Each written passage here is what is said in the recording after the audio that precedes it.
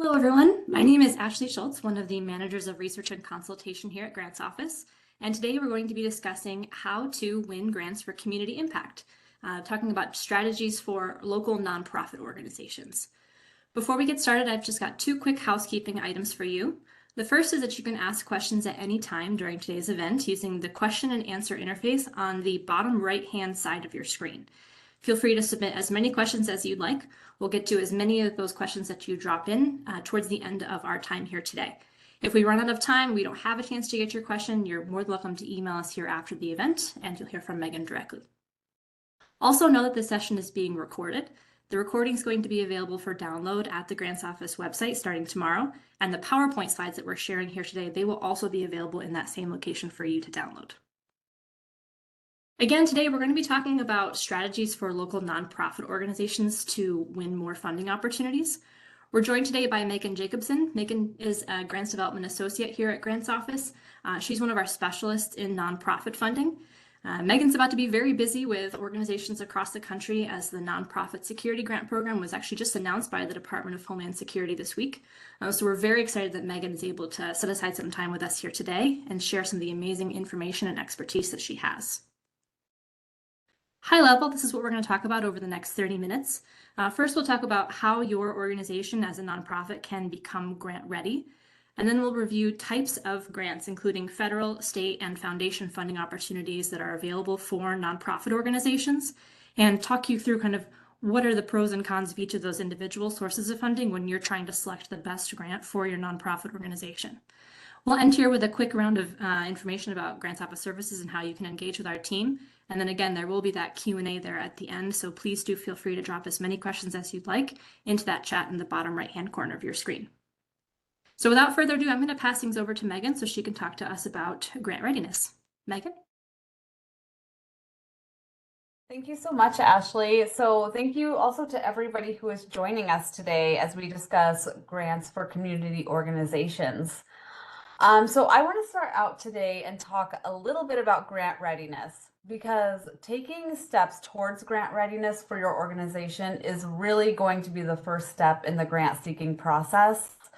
This is something that should be done prior to even researching and identifying potential grants for your organization that you may be interested in applying for. So,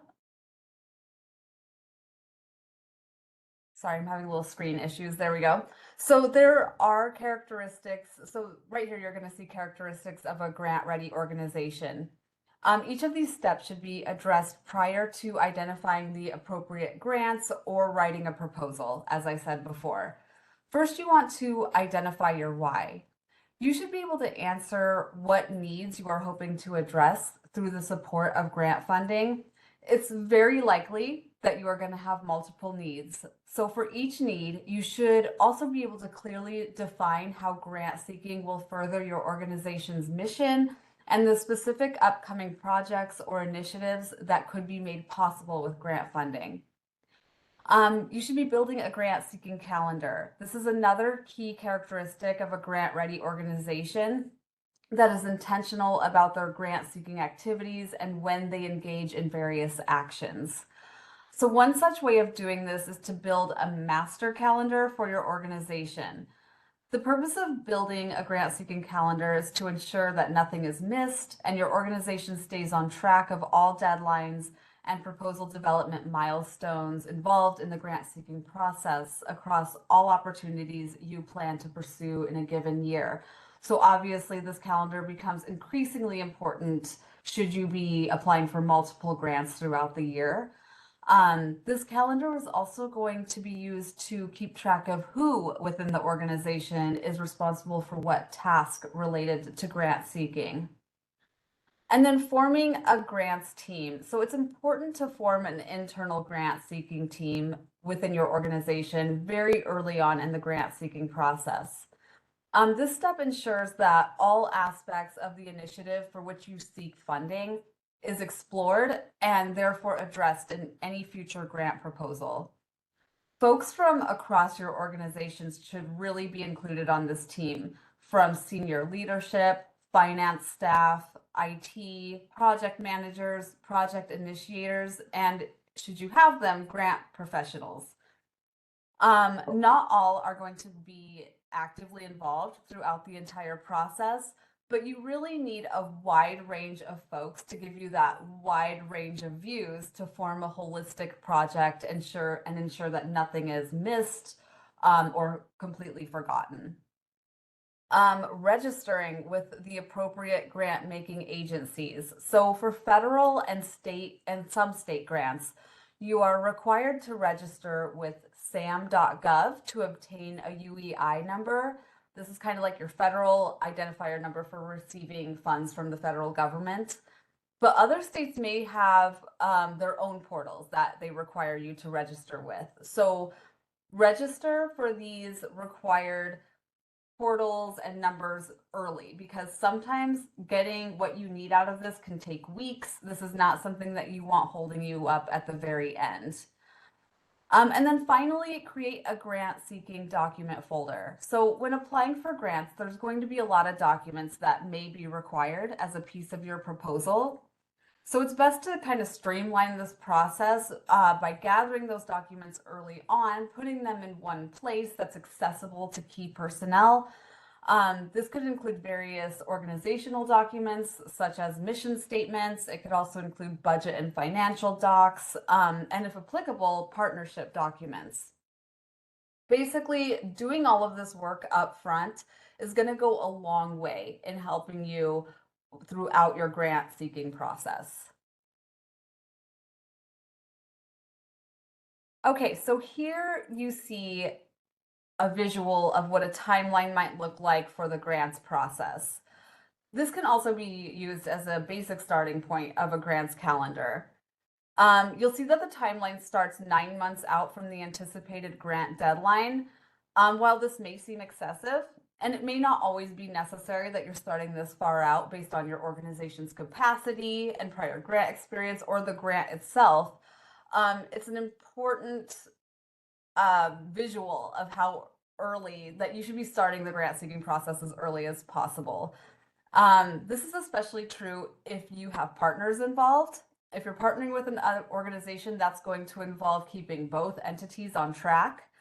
Also, it's important to keep in mind that lately we have seen so many grants, especially on the federal level, have an extremely short timeline from the date that they open to submission deadline, sometimes only 2 or 3 weeks. So starting as early as you can is more important than ever. And then here you're going to see the timeline from 4 months all the way to the application submission deadline. I especially want to point out that the finalize application components task is 1 month out from the application due date.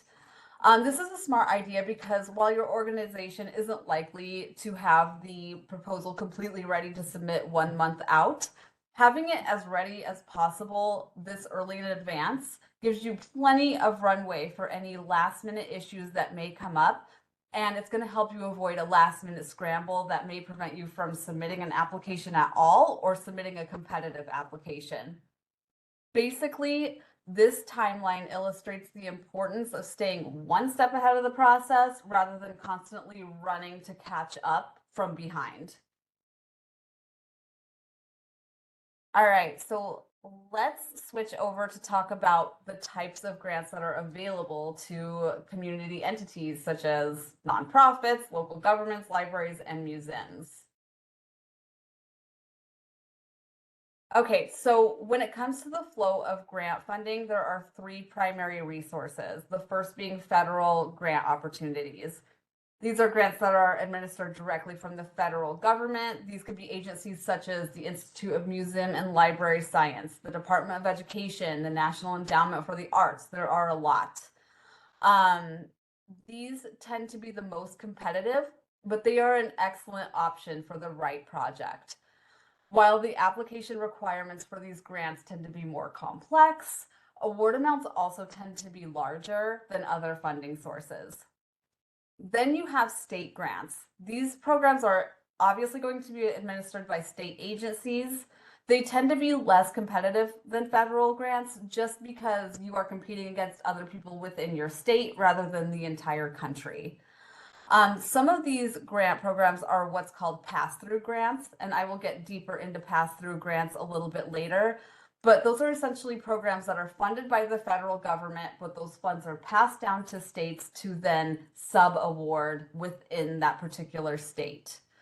But there are also, state-funded grant programs. They are obviously going to vary by state. I definitely encourage you guys to research your specific state agencies to see what's out there for you.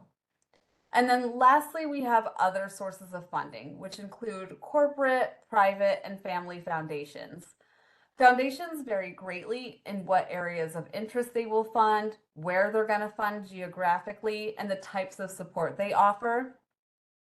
I will get into this later, but just know that applying to foundations tends to be an easier lift than their state and federal counterparts and usually have much quicker decision and funding turnaround times. However, keep in mind that oftentimes the award amounts are not as high as federal and state grants.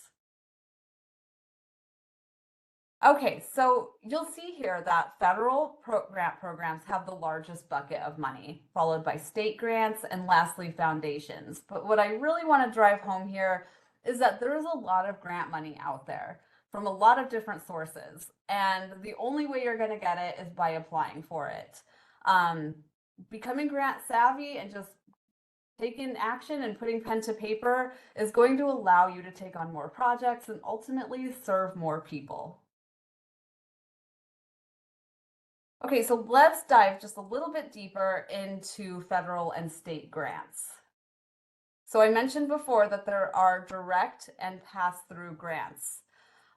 Direct grants are administered directly from the funding agency. So an example of this is the Museums for America grant, which I'm actually going to discuss in depth a little bit later. This is a grant that is directly funded by the Institute of Museum and Library Science, and you apply directly to IMLS for this grant. Pass-through grants are funds that are passed to an intermediary agency that then administers the grant. The intermediary agency may place additional requirements and priorities on the grant. So an example of this would be the Library Services and Technology Act grant. This is funded by IMLS, but they allocate these funds to each state, who then put their own priorities based on their 5-year plan. And so funding priorities may vary from state to state on this. Okay, so this is just an example of a handful of federal agencies that offer grants. There are 26 total grant-making agencies on the federal level. When seeking federal grants, I just want to drive home not to limit yourself to 1 or 2 agencies that you think is most applicable to your organization, because you may be surprised at what you'll find from other agencies. So an example of that is that the Department of Education has grants that will fund out-of-school education programs that libraries or nonprofits may put on. The Bureau of Justice Assistance offers grants for educational and vocational services for recently incarcerated individuals. The Department of Agriculture has programs geared towards rural community services. So don't limit yourself. Search sites like grants.gov, which is where you'll find federal grants, but also search your state level agencies to see what they offer. All right, so I just want to take a few minutes to review a few grants that on the federal level that may be of interest to organizations such as yours. First, we have the Library Services and Technology Act grant, commonly referred to as LSTA. It's designed to improve upon library services and help libraries develop programming that's going to meet the needs within their communities, especially to underserved populations. It's also intended to promote literacy and education, preserve collections, and encourage resource sharing, collaboration among libraries. So this grant essentially supports an array of library projects that will help make the library a more vital institution within the community. As I said before, this is a pass-through grant. Funds are determined based on state population. And then state library administrative agencies determine how those funds are used. So for some states, that may be grant programs. For other states, I've seen those as funds that are directly allocated to predetermined libraries. It really just varies state to state. So if this is funding that you're interested in, I would definitely encourage you to contact your state library administrative agency just to see how they use those funds. But generally speaking, the first step for this would be to read through your state's 5-year plan for the state library administrative agency, and that's going to give you a good idea of what their funding priorities are for that particular state. And because this is a pass-through grant, the deadline for this is going to vary by state. Next, I have Museums for America. I mentioned this one earlier. This comes out of IMLS. It's a direct grant, and it provides support for museums of all sizes and disciplines. This program will support activities that are ultimately going to strengthen the museum's ability to serve the public, and it's really focused on local impact. So activities can include collections management, professional development, public programming, among other things. And this is a program that usually opens in the fall of every year. So we anticipate that it will be in and around fall, possibly early winter of 2025. This particular program is open to state and local governments as well as nonprofit museums. Okay, and then we have the 21st Century Community Learning Centers grant. This is for non-school hour programming, specifically for high poverty and low performing schools. So programming can be centered around tutoring and mentoring services, STEM education, recreational activities. They have a long list of what it can be focused on. But this grant can be applicable to community organizations, libraries, educational institutions, tribal organizations, or a partnership of 2 or more eligible entities. This is another pass-through grant, therefore the deadlines will vary by state. And then finally on this list, I have the Community Facilities Grant Program. This is out of the United States Department of Agriculture, the Rural Development Agency, and it is specifically for community facilities and services in rural areas. So they define rural as a population of 20,000 or less, but their highest priority of funding goes to areas with a population of 5,000 or less that is also low income. This grant is essentially intended to help strengthen local and tribal government as well as nonprofit facilities and or services. So it will fund a wide range of things. This grant also has a rolling deadline. I think it's a really great grant for anybody who is in a rural area. So the 4 grants I just went through is really just a small example of what is offered through federal funding. State level grant offerings, as I said, are going to vary by state. Definitely research what your state offers. You may be surprised and find the perfect fit. Okay, so I just want to take a minute to talk about foundation funding. So there are quite a few benefits to foundation funding. First, as it says here, it's open to a wider variety of projects. Very importantly, it's not hindered by federal regulations on the use of funds. This is not taxpayer money. There's not a ton of laws around it. It's really what the foundation wants to prioritize and what their interest areas are. So in that spirit, it's important that your organization and your project fits within that specific foundation's mission. That's going to be key, not really worth applying to a foundation that only funds research and healthcare if you're an arts and culture organization. So aside from these benefits, foundations are an excellent starting point if you're new to grants. They can serve as an easy introduction to the grant application process. Many foundation applications are less intensive than federal and state grants are, and you tend to get funding decisions quicker than federal and state grants. Therefore, if you have a project that you're wanting to start sooner rather than later, foundations are a good option.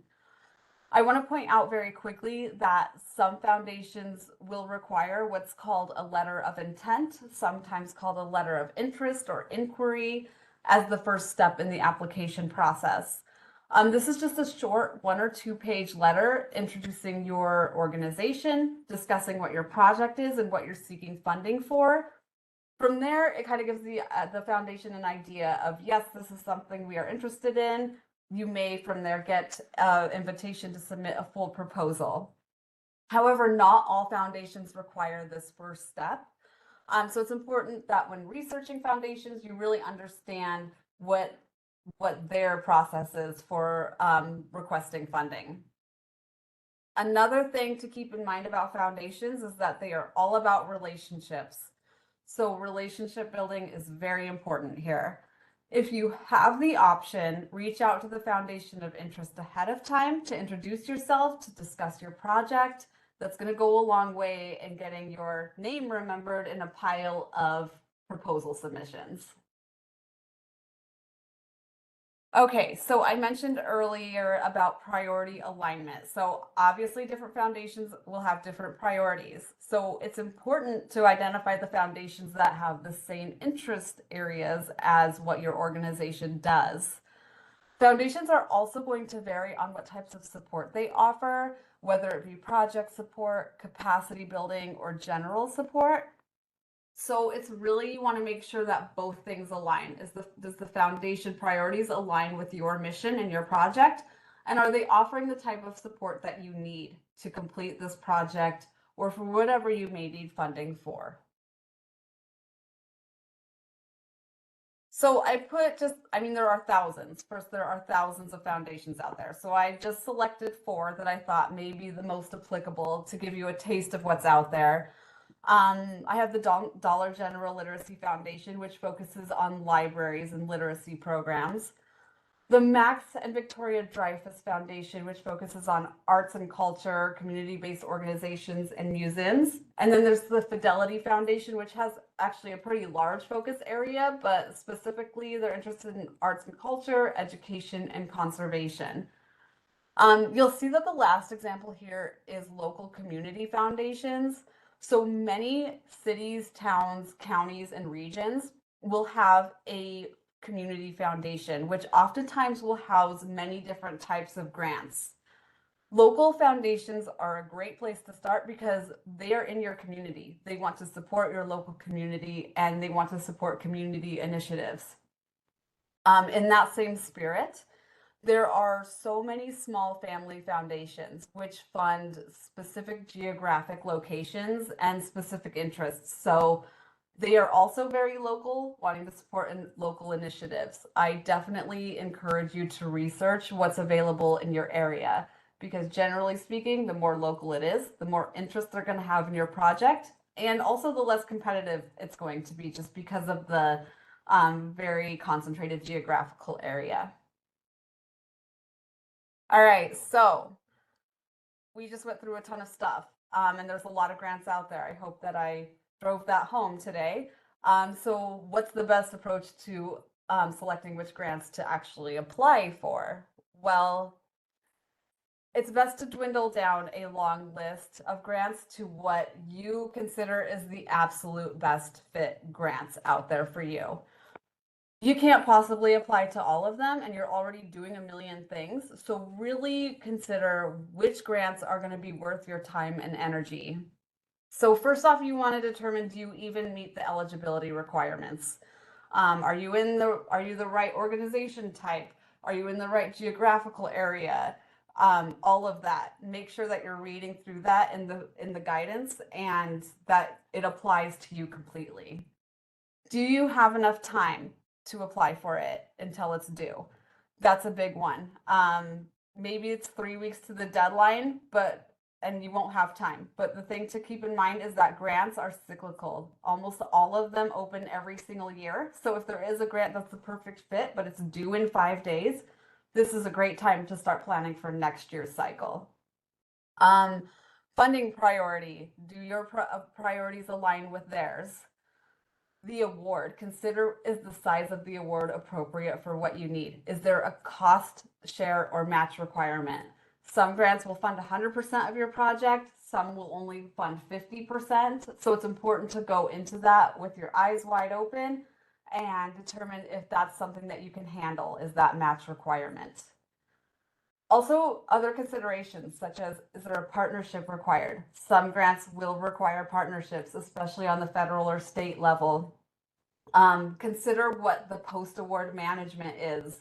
Sometimes that can be extremely complex. We've run into a lot of situations where an organization was awarded funds and then they really struggled with the capacity for those post-award requirements. So just keep that in mind. And then it's always a great idea if you can find the history of what a funder has actually funded. If they are funding organizations that are very similar to you or projects that are very similar to yours, that's a pretty good indication that that's going to be a good grant for you to pursue, because obviously it's something that's of interest to them. So just to recap really quickly, generally consider the following in the order of importance. Are you eligible to apply? Do your funding priorities align with the funding entity? So consider population, geographic location, things like that. Are there any restrictions on the type of expenses? Look at those allowable and unallowable costs. Consider things that you need as part of the grant, like salary, construction, technology, equipment, etc. Will they fund that stuff? Are there partnership requirements? Consider the cost sharing component and whether or not your organization can handle that cost share. Does your organization have the capacity to carry out the project? That seems pretty obvious, but just keep in mind that grants are not free money. The funder expects a return on their investment, and they definitely expect that you will have the capacity to carry out the project as planned in your proposal. And then obviously, do you have the capacity and the time to apply and submit a good proposal by the deadline? So I talked a little bit about partnerships throughout this, so I just want to close before I hand things back over to Ashley, just to talk a little bit more in depth about partnerships. They often come into play with grants. There are some grants that absolutely require them. Others may not, but you still may need to bring on a partner to have a successful project. So I just want to point out, as you probably know, forming partnerships takes time. But you might already have really great partnerships in place. Either way, when partners are involved and you're planning on a grant, bring them in as early as possible. Just to kind of illustrate that, I was recently on a call with a lead applicant who brought in, I think, 3 or 4 other potential partners on the call. And this was like 5 weeks before the deadline. So that's too late. It's just too late to form a partnership and get a good proposal in. And they realized that, and ultimately that's okay, because this grant will open again next year. And now at this point, they are actually ahead of the game for planning for 2026. But I just want to drive home that grants are almost always a marathon and not a sprint, and sometimes do require that planning a year in advance.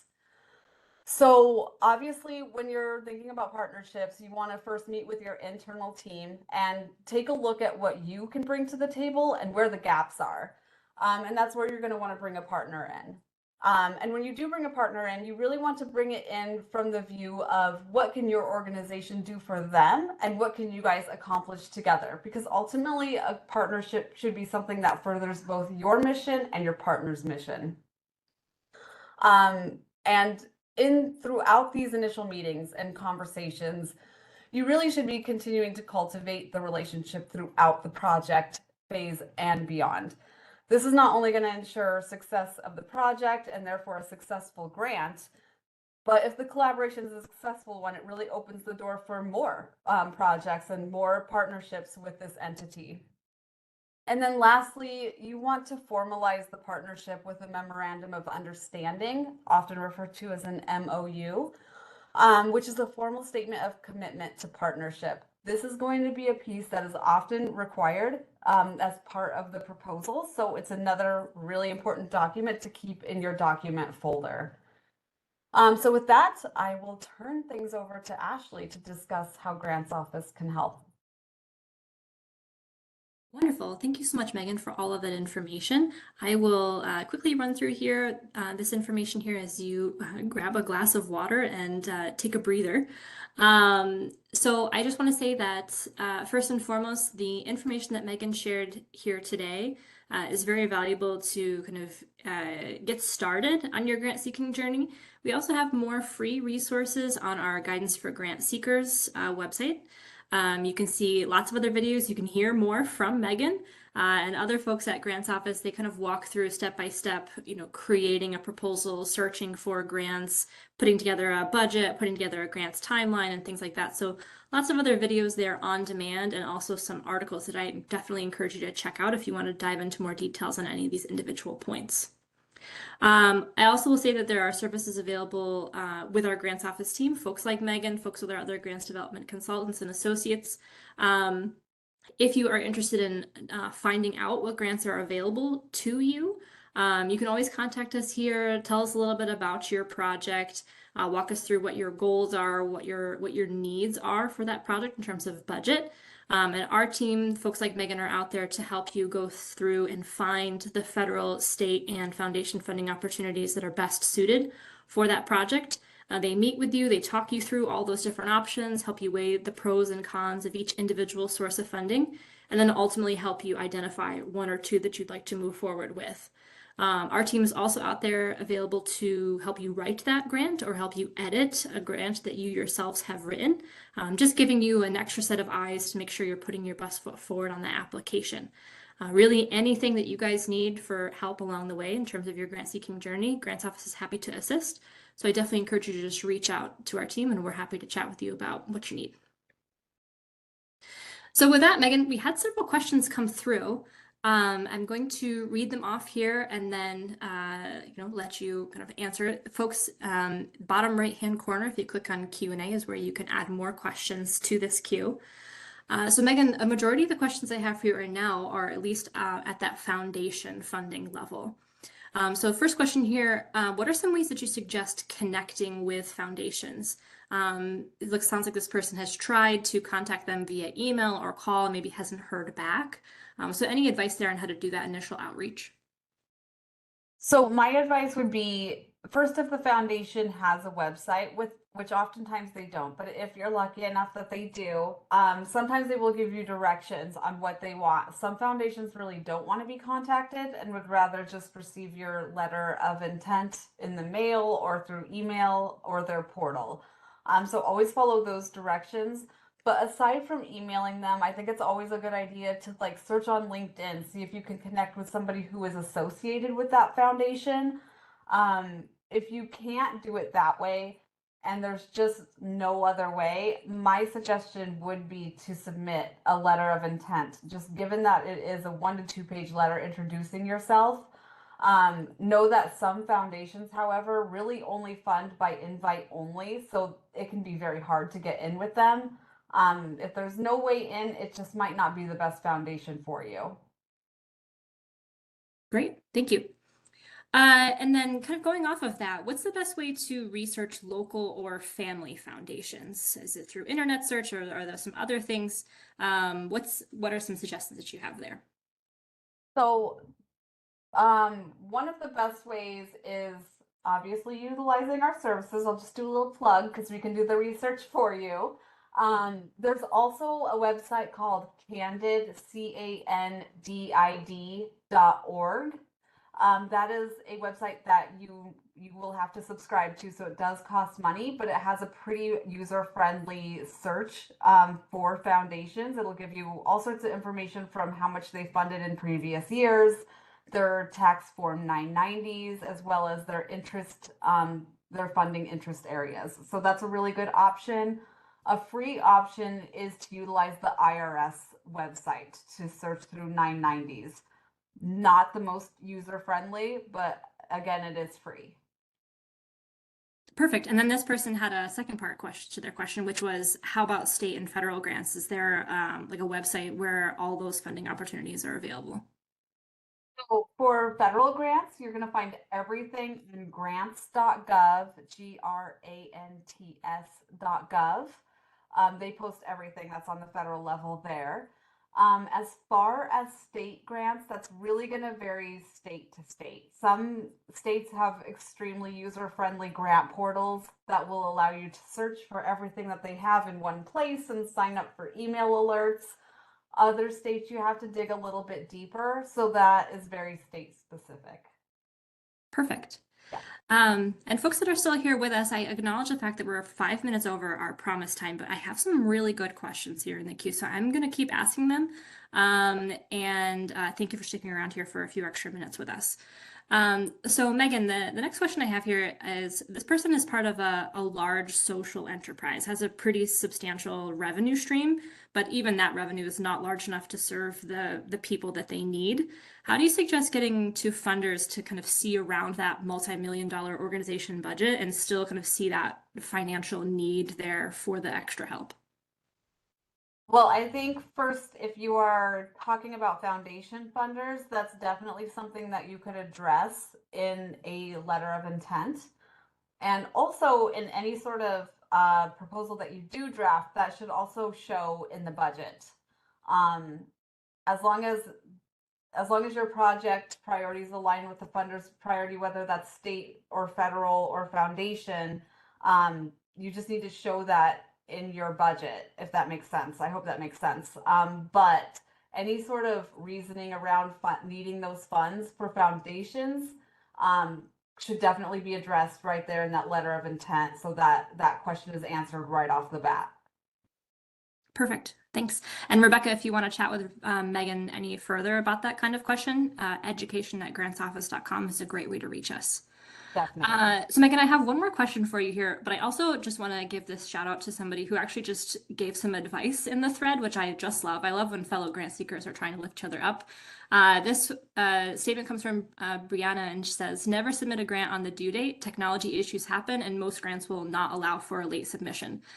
So thank you, fellow grant seeker, for that little bit of advice that you're adding in here to our queue. We see you and we appreciate you. And then my last question, Megan, is kind of leaving foundation funding behind and looking more towards the government funding sources.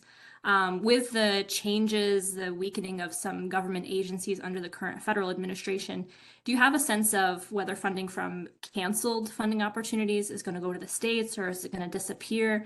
Anything that you can kind of give us a statement about in terms of that? So yeah, I know that there has been a lot of questions around that. And obviously there's been a lot of lawsuits and a lot of things are getting determined in the courts. I'm thinking of the digital equity grants and things like that. I think with some of them, time will tell, but I think, and I know that this is very vague and it's not helpful maybe to what you want, but at the end of the day, I don't believe that grants are going anywhere. This happens with the change of any administration. Priorities are going to change to reflect what the current administration's priorities are. I think that you can expect grants to come out slower, and as I said before, you can expect grants to have shorter timelines right now and in the immediate future. But I wouldn't expect grants to totally go away. I think a lot of the hangup, though, is going to be with court cases being hung up at this current time. And that's sort of the best answer I can give, but I can also give a plug into the fact that Grants Office has done an entire series on this. You can find it on our website.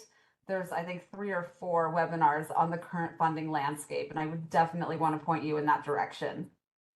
And I will also add that there's a blog post on the very front page of our website that's updated weekly on new court cases, new substantial movements on the federal funding landscape. So I'll just add that that's there too if you would just want to quickly read updates.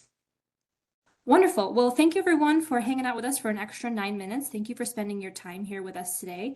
Huge shout out to Megan. Thank you so much for all the information that you've shared with us today. We hope you found this to be a valuable use of your time, and we hope to see you on a future Grants Office webinar. If you have any additional questions, or if we didn't get to talk about something specific today, please feel free to reach out to us at education@grantsoffice.com, and we'll be in touch with you shortly. Have a great day, folks.